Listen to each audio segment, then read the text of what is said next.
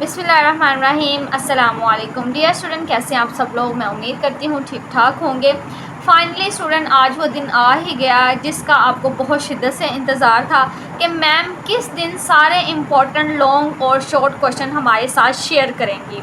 तो आज इंशाल्लाह इस बुक के अंदर कंप्लीट इम्पोर्टेंट क्वेश्चन लॉन्ग के हिसाब से और शॉर्ट के हिसाब से कौन सी आपने चीज़ें लॉन्ग पॉइंट ऑफ व्यू से याद करनी है और कौन से सवाल शॉर्ट के तौर पर जस्ट डेफिनेशन आपने याद करनी है और कौन से सवाल हैं जो आपने वाइवे के लिए प्रिपेयर करने हैं। ईच एंड एवरीथिंग आपको इसमें इंफॉर्मेशन दी जाएंगी। चलते हैं अपनी वीडियो की जानिब। चैनल पर फर्स्ट टाइम है तो लाजमी सब्सक्राइब कर दीजिए ताकि आने वाली वीडियो का नोटिफिकेशन आपको मिलता रहे और LHV से रिलेटेड आपको ये बेस्ट चैनल में जो भी इंफॉर्मेशन प्रोवाइड की जा रही है इसको लाजमी शेयर करें और वीडियो को लाजमी लाइक करें। ओके जी, फर्स्ट ऑफ ऑल पे तो मैं आपसे ये कहना चाहूँगी कि इसमें जो फिलिंग द ब्लैंक्स है ना, उससे आपने बिल्कुल भी परेशान नहीं होना। क्वेश्चन पेपर में जो भी फिलिंग द ब्लैंक्स आती है ना, अगर हमारा पेपर की तैयारी हमें अच्छी है ना तो हमारे फिलिंग द ब्लैंक्स MCQ सारा कुछ इसमें क्लियर हो जाएगा। ठीक है, बाकी जो MCQs है ना सोल्ड, वो मैंने 300 करके वीडियोस अपलोड की हुई हैं। मींस 300 एक वीडियो में अपलोड की हुई हैं MCQs, नेक्स्ट वीडियो में फिर 300 और बाकी जो 1000 MCQs है ना जो सोल्ड है, ठीक है, वो मैंने शेयर किए हुए हैं। तो हमारा आज की वीडियो का जो मेन मकसद वो ये है कि मैं आपके साथ शेयर करना चाहती हूँ लॉन्ग क्वेश्चन और शॉर्ट क्वेश्चन जो कि बहुत इंपॉर्टेंट है, बिल्कुल भी आपने मिस नहीं करने। सो फर्स्ट क्वेश्चन है जी, enlist the management of third stage of labour.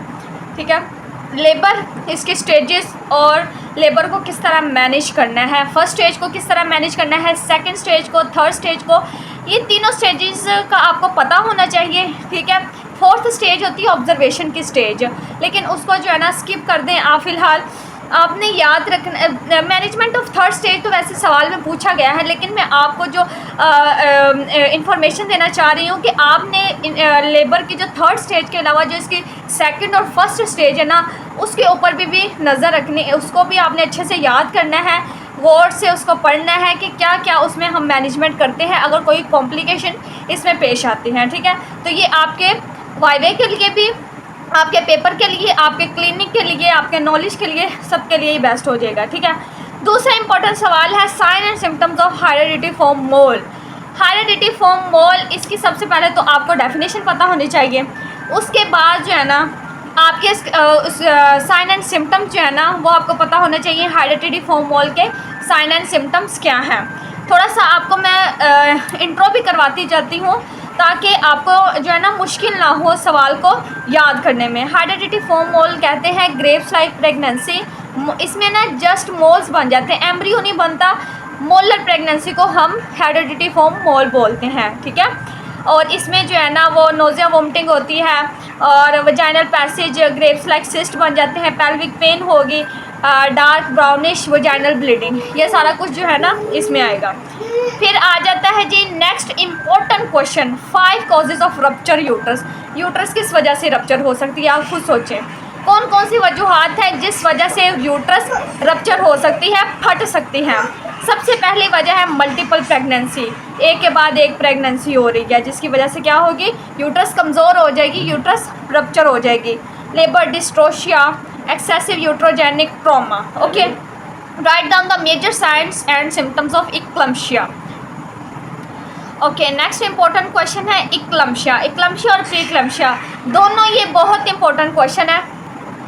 प्रीक्लम्शिया student बोलते हैं इक्लम्शिया से पहले वाली स्टेज है। प्रीक्लम्शिया में जस्ट ब्लड प्रेशर हाई होगा, ठीक है, थोड़ा सा ज़्यादा हाई हो जाएगा। मींस टू से कि नॉर्मल बीपी जो होता है ना, नॉर्मल पेशेंट का जो बीपी होता है उससे थोड़ा सा हाई हो जाएगा, उसको हम प्रीक्लम्शिया बोलेंगे। लेकिन इक्लम्शिया में हाई ब्लड प्रेशर के साथ सीजर, पेशेंट को झटके लगना शुरू हो जाएंगे, चक्कर आने लग जाएंगे। ठीक है, तो कार्डिक फेलियर भी हो सकता है अगर इसको कवर ना किया जाए। इसके हमने साइन एंड सिम्टम्स लिखने हैं, इसमें हाइपरटेंशन होगी, स्वेलिंग होगी, एडिमा हो जाएगा, कन्वुलियंस। ठीक है, कन्वुलियंस जो मेन डिफरेंस है, सीजर कन्वुलियन मेन डिफरेंस है इक्लम्शिया और प्रीक्लम्शिया में।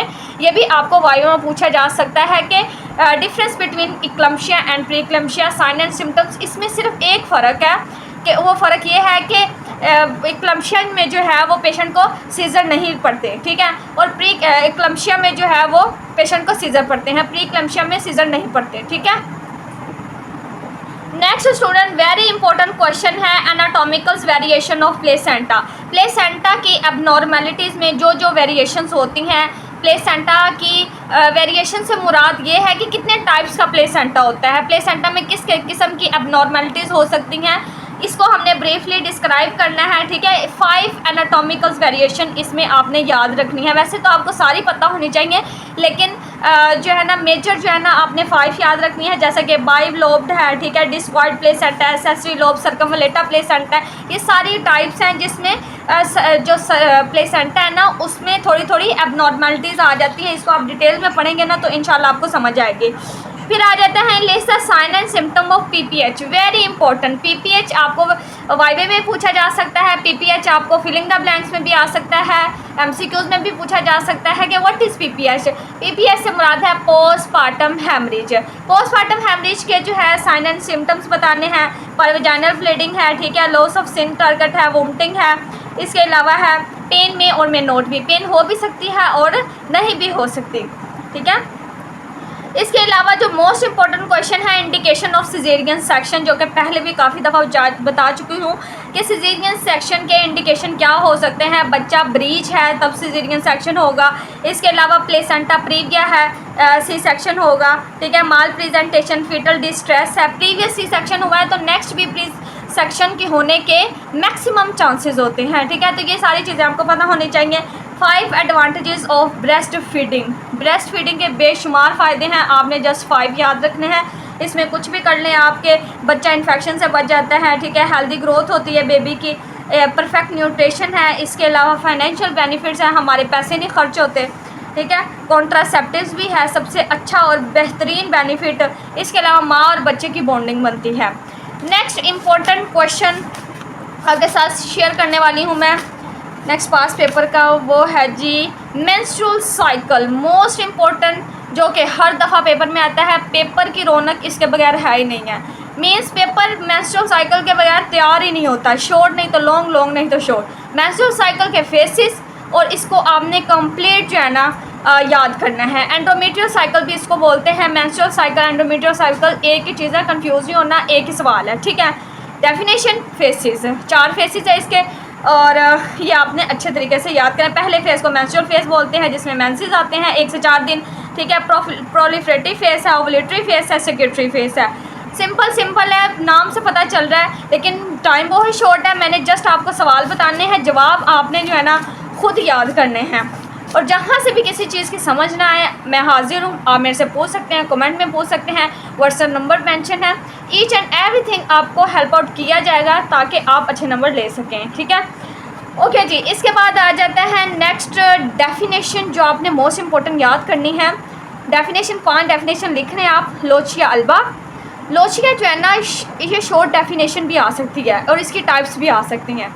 What are lochia and what are the types of lochia.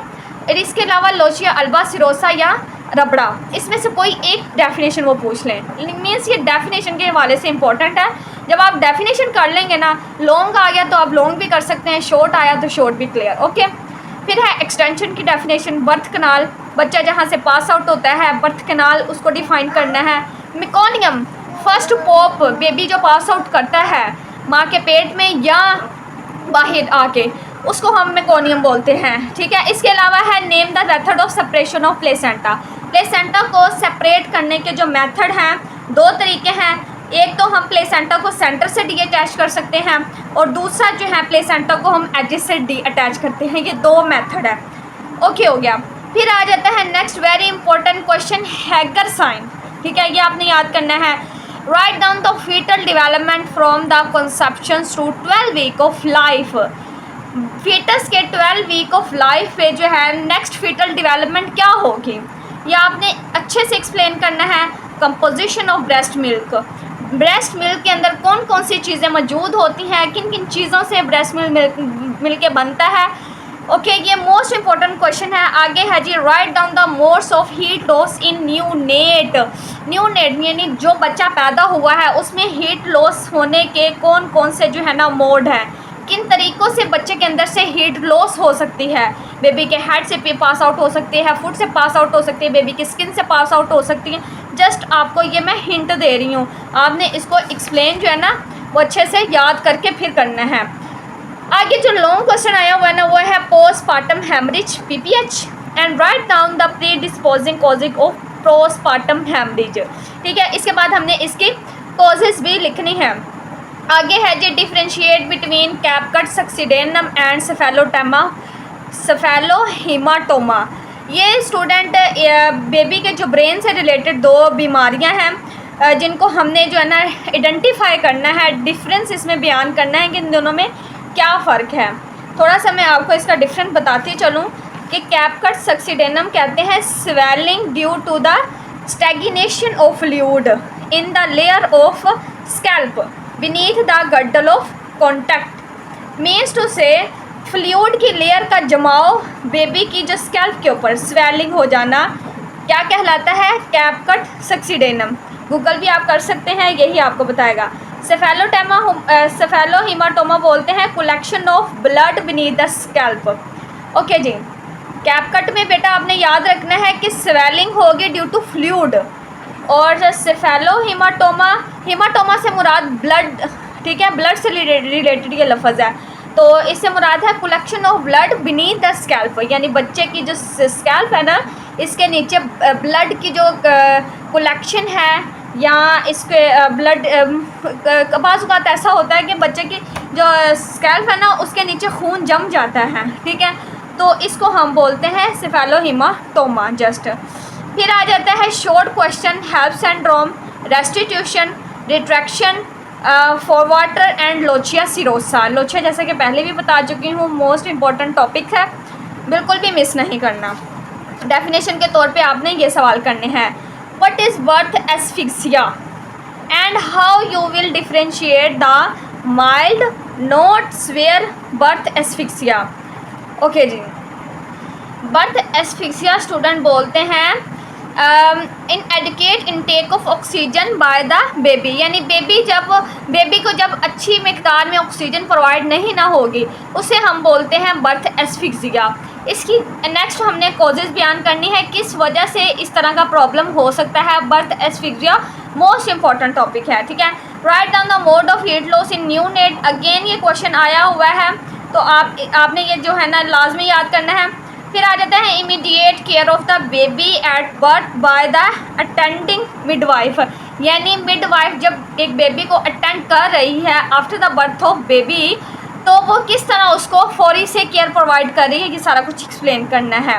Apgar score very important, इसमें शॉर्ट और लॉन्ग अलग आपको आ सकता है, लेकिन ये जो इमीडिएट केयर है ना, इसमें ही एपगार स्कोर को आपने इंक्लूड करना है। इसमें कुछ साइन होते हैं और स्कोर हम देते हैं, स्कोर 1 और स्कोर 2। ठीक है, इसमें हीट रेट, रिस्पायरेटरी रेट और मसल स्टोन रिफ्लेक्शन, इसकी रिफ्लेक्ट किस तरह बेबी कर रहा है, उसका कलर, स्किन कलर देखते हैं, उस हिसाब से हम 0, 1, 2 उसको मार्क्स देते हैं। ठीक हो गया। फिर आ जाता है next very important question, obstructed labour, labour में मुश्किलात होना। ठीक है, गुड यूट्राइन कॉन्ट्रैक्शन ना आना, जिसकी वजह से डिलीवरी प्रोलॉन्ग हो जाती है और लेबर काफ़ी ज़्यादा लंबे प्रोसेस में चली जाती है। ऑब्स्ट्रक्टेड लेबर इसे हम बोलते हैं। इसकी क्या कॉजेज़ हैं, ठीक है, और कॉजेज़ को हमने एक्सप्लेन करना है, जिसमें सबसे पहली कॉज है fault in the passage and fault in the passenger. या तो पैसेंजर में फॉल्ट होगा या फिर पैसेज में फॉल्ट आएगा। तो ये दो वजह हैं जिसकी वजह से लेबर जो है ना ऑब्स्ट्रक्ट हो जाती है, ऑब्स्ट्रक्शन में चली जाती है। आगे जो है ना explain the concept of conception और फर्टिलाइज्ड ओवन। अच्छा जी, ओवम फर्टिलाइज किस तरह होता है, फर्स्ट डे से आपने स्टार्ट करना है कि फर्टिलाइजेशन होती कैसे है, कंसेप्शन होती कैसे है, कॉपुलेशन का सारा प्रोसेस लिख देना है। ठीक है, male and females, internal genitalia, external genitalia, सारा A to Z, किस दिन जो है ओवम फर्टिलाइज होगा, किस दिन एग बनेगा, ये सारा कुछ इसमें आएगा। ठीक हो गया। Next very important question, function of placenta, जो कि मैं हर वीडियो में ही बता चुकी हूँ। फर्स्ट ईयर में और सेकेंड ईयर दोनों ही पार्ट्स में फंक्शन ऑफ प्लेसेंटा आपने करना है। एंटीनेटल केयर आपने मस्ट करना है, चाहे आप सेकेंड ईयर में चाहे फर्स्ट ईयर में है। ठीक है, मोस्ट इम्पॉर्टेंट फंक्शन है, आपने जस्ट हेडिंग याद कर लेनी है क्योंकि ये सवाल बहुत लंबी है। ठीक है, फिर आ जाता है क्लोस्ट्रम। क्लोस्ट्रम बोलते हैं फर्स्ट फ्लूइड को जो कि मदर ब्रेस्ट से सेक्रेट होता है at 16 week of pregnancy. Next important question है physiological changings during in the reproductive system of pregnant women. जाहिर सी बात है कि एक वुमेन प्रेग्नेंट है, वो फिजिकली तौर पे पूरी चेंज हो जाती है। उसमें क्या क्या चेंजिंग्स होती हैं, उसमें हार्मोन्स किस तरह चेंज हो रही हैं, हेयर ग्रोथ से लेके ईच एंड एवरीथिंग आपने इसमें जो है ना डिस्कस करना है। ठीक हो गया। नेक्स्ट वेरी इंपॉर्टेंट क्वेश्चन है रिट्रैक्शन रिंग। ये आप देख सकते हैं डायग्राम, ये रिट्रैक्शन रिंग किस तरह बनते हैं। इसको हम बैंडल्स रिंग भी बोलते हैं। Lower and upper uterine segment के दरमियान जो है ना एक रिच फॉर्मेशन को हम रिट्रैक्शन रिंग बोलते हैं। ओके हो गया। Write down the common trauma to neonate during the birth and its effect. During birth बच्चे में कौन कौन से ट्रॉमा हो सकते हैं, बच्चा किन किन ट्रॉमा से गुजर सकता है। फॉर एग्जांपल आपको मिसाल देती हूँ कि ड्यूरिंग डिलीवरी जो है बेबी का जो है ये इसको क्या बोलते हैं, शोल्डर जो है वो अटक गया है, तो क्या हम करेंगे। इसमें क्या कौन कौन सी अर्थ पैल्सी हो सकती है, बेबी का एक बाजू इफेक्ट हो सकता है। इसके अलावा कोई ना कोई स्पाइनल कॉर्ड में मसला है, इंट्राक्रेनियल प्रॉब्लम्स है, फीटल हाइपोक्सिया, उसमें ऑक्सीजन की कमी हो सकती है। सारी चीज़ें जो है ना बर्थ ट्रॉमा में आएंगी। Okay. Next very important question जो कि आपने शॉर्ट के तौर पे यानी डेफिनेशंस के लिहाज से आपने याद रखनी है, वो है Hegar sign, suture and fontanelle. Suture and fontanelle का जो क्वेश्चन है ना, ये बेटा आपने अपने प्रैक्टिकल व्यू के हिसाब से जो है ना अच्छे तरीके से प्रिपेयर करना है। फीटल स्कल, उसके अंदर suture and fontanelle, areas of the skull, कितने सुचर हैं, कितनी बोन्स हैं बच्चे के स्कल में, ठीक है, कितने फोंटानेले हैं, ये सारा ईच एंड एवरीथिंग। इवन कि आपने एरिया और डायामीटर, उनकी लेंथें भी याद करनी है, क्योंकि पेपर में वो प्रैक्टिकल में स्कल आपको देंगे और वो कहेंगे कि हमें लेबल करके दें इसमें कौन कौन सी बोन कहाँ पे है। अगर आप कहेंगे तो स्पेशल जो है मैं आपको फीटल स्कल और फीमेल पेल्विक के ऊपर पूरी वीडियो अपलोड कर दूंगी, क्योंकि फीमेल पेल्विक की वेरी इंपॉर्टेंट, क्योंकि जो है ना डिलीवरी का प्रोसेस है वो फीटल स्कल और फीमेल पेल्विक दोनों के मिलाप से होगा। ठीक है, तो ये दोनों चीज़ें हमारे प्रैक्टिकल के हवाले से बहुत ज़रूरी हैं। ठीक है। सुचर और फोंटानेले जस्ट डेफिनेशन आपको बताती चलूँ कि हमारे जो है ना बेबी का जो स्कल है ना, उसमें जो 2 फोंटानेले होते हैं, ठीक है, और 4 सुचर होते हैं। सुचर कैसे 4 हैं, सबसे पहले तो ये कोरोनल सुचर है, फ्रंटल सुचर जिसे हम बोलते हैं, फिर आ जाता है प्राइटल, ठीक है, प्राइटल बोन्स 2 बोन्स में डिवाइड है, फिर आ जाता है ओसिपिटल और फिर आ जाता है टेम्पोरल, ठीक है, पीछे। और जो फोंटानेले हैं वो 2 हैं, anterior and posterior, anterior bregma and posterior को हम बोलते हैं लैम्डा, ठीक है। फिर फ्यूनिस की डेफिनेशन करनी है आपने, रेस्टिट्यूशन की definition, oestrogen, oestrogen and progesterone pregnancy hormone है, इनको भी आपने देख लेना है। नेक्स्ट वेरी इंपॉर्टेंट क्वेश्चन है definition of syphilis, clinical feature इसके लिखने और मैनेजमेंट लिखनी है। सिफिलिस एक सेक्सुअली ट्रांसमिटेड डिजीज़ है, इसको आपने ब्रीफली डिस्क्राइब करना है। इसका कॉजेटिव ऑर्गेनिज्म लिखना है, ट्रिपोनिमा पैलिड्रम है, ठीक है। फिर आ जाता है amniotic fluid, very important question. Amniotic fluid के function during pregnancy and during labour आपने मस्ट याद करने हैं। नेक्स्ट इंपॉर्टेंट क्वेश्चन है describe the sign and symptoms of hydatidiform mole. सबसे पहला सवाल जो कि पेपर में नेक्स्ट दोबारा आया हुआ है, हेरिडिटरी फॉर्म मोल आपने लाजमी याद करना है। What do you mean by family planning, इसके अलावा जो है ना ट्रू लेबर पेन्स और फॉल्स लेबर पेन्स किसे बोलते हैं, इसके बारे में आपको पता होना चाहिए। फंक्शन ऑफ प्लेसेंटा दोबारा आया हुआ है। Adaptation to extra uterine life, बच्चा इंट्रा यूट्राइन से एक्स्ट्रा यूट्राइन लाइफ में जब आता है, यानी यूट्रस के अंदर वाली लाइफ से जब एकदम बाहर वो आता है एक्स्ट्रा यूट्राइन लाइफ में, तो वो कैसी अडाप्टेशन, किस तरह उसको अडॉप्ट करता है, उसको क्या क्या जो है ना उसके लंग्स में चेंजिंग्स आती हैं, क्या क्या उसकी फीटल सर्कुलेशन चेंज होती है, ये सारा कुछ इसमें आएगा, ठीक है। Okay, placenta previa, type of placenta previa, degrees, इसमें ये देखना है आपने। Abruptio placenta very important. Abruptio placenta means to antepartum hemorrhage when the bleeding occur due to the premature separation of normally situated placenta, means अगर placenta normally अपनी place से हट गया है या थोड़ा उखड़ गया है, उसको हम क्या बोलेंगे, अब्रप्शो प्लेसेंटा, ठीक है। फिर आ जाएगा नॉर्मल लेबर, वेरी इंपॉर्टेंट, जो कि मैं सबसे पहले आपको बता चुकी हूँ, स्टेजिस, मैकेनिज्म इसका, इसको मैनेज किस तरह करना है, each and everything. Next very important question है मेंस्ट्रुअल साइकिल, जो कि पहले आपको बता चुकी हूँ, दोबारा वही चीज़ें रिपीट हो रही हैं। फेसेस ऑफ मेंस्ट्रुअल साइकिल है, ठीक है। Puerperium after the birth of baby 40 days का जो पीरियड होता है इसे हम प्यूपीरियम बोलते हैं। 40 दिन का पीरियड जिसे छिला भी बोला जाता है। इसको हमने डिटेल में एक्सप्लेन करना है, कौन कौन सी रिकवरीज होती हैं, किस तरह जो है वो मदर की इंटरनल ऑर्गन दोबारा से अपनी सही पोजीशन में कितने दिनों में जाते हैं। Immediate care of newborn, again ये क्वेश्चन आ चुका है। अच्छा जी, इसके अलावा है septic abortion. Abortion very important topic, clinic में बहुत से केसेस आते हैं अबॉर्शन के बारे में। सेप्टिक अबॉर्शन है, इसकी काफ़ी ज़्यादा टाइप्स हैं, ठीक है। तो सेप्टिक अबॉर्शन वो होता है जो इन्फेक्शन की वजह से हो, ठीक है। तो ये आपने लाजमी याद करना है। 28 वीक से पहले अगर अबॉर्ट होता है ना बेबी, वो कहलाएगा अबॉर्शन। जस्ट ये आपको डेफिनेशन बताई है। Causes of anaemia during pregnancy, mostly pregnant women जो है अनीमिया का शिकार हो जाती हैं, खून की कमी हो जाती है, उसको किस तरह कवर करना है और इसकी क्या कॉजेज़ हैं, सारा कुछ पेशेंट को आपने गाइड करना है। सो आपको ये पता होना चाहिए। हाइपरमेसिस ग्रेविडम, पहले ट्राइमेस्टर में 3 मंथ में नोज़िया वोमिटिंग, दिल ख़राब होना, प्रेगनेंसी हार्मोन्स चेंज हो रहे होते हैं जिसके वजह से हाइपरमेसिस ग्रेविडम होती है, ठीक है। इसको नोज़िया वोमिटिंग को हाइपरमेसिस ग्रेविडम बोलते हैं। Okay, next incomplete abortion, face presentation, fibroid uterus, gestational diabetes, contracted pelvic. सारे आपने शॉर्ट क्वेश्चन याद करने हैं। लॉन्ग के तौर पे भी इसको देखना है, लॉन्ग कवर होंगे तो शॉर्ट भी हो जाएंगे, ठीक है। दोनों तरीके से आपने इसको याद करना है। Next very important question, contracted pelvic. Contracted pelvic कौन सी पेल्विक होती है? वो पेल्विक, वो बोनी पेल्विक जिसका शेप और साइज़ जो है ना वो एबनॉर्मल होता है, जिसकी वजह से जो है ना बेबी की डिलीवरी में डिफ़िकल्टी आती है, उसको हम बोलते हैं कॉन्ट्रैक्टेड पेल्विक।